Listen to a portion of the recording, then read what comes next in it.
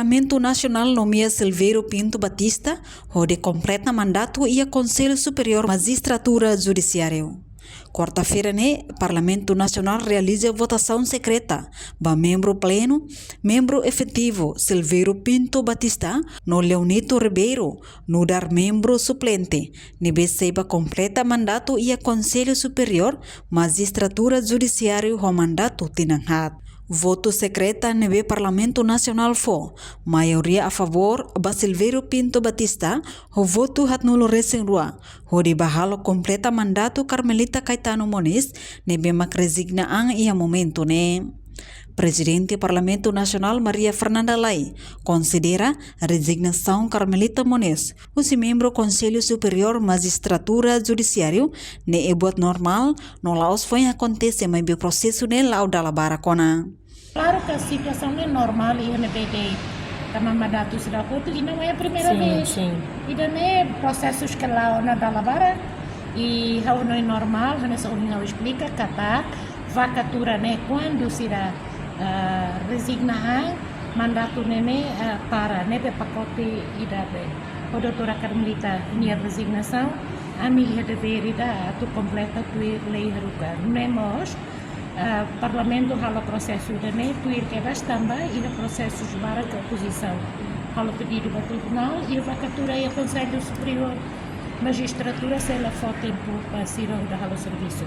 Segundo eleição ainda para completa mandato também a minha halo tia lei para o até kata completa mandato representação parlamento e instituições quase sanova sem har kata ser completa mandato todo 2020 de janeiro de 2026 tem a eleição for membros for para o belo mandato de 4 anos ainda completa.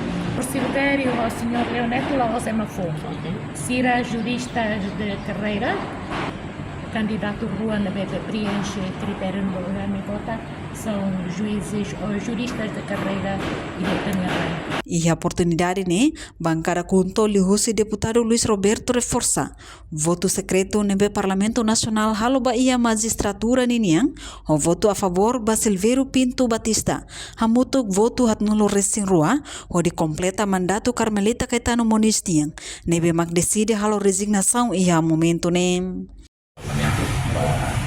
Parlamento Niang Bahia magistratura de Niang ini senhor Dr. Silveiro maka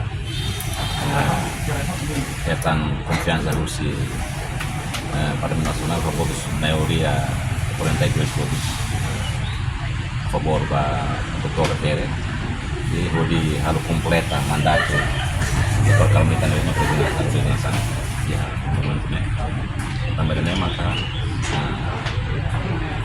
si bancada senyeke kapan sa ko lista kan terjadi Dr. Silveiro maka membro efetivo depois que senhor Dr. Leonito maka sampai suplente também avança o voto do maka maioria 42 votos a favor da Dr. Tere pode completa mandato ne maka ya dulu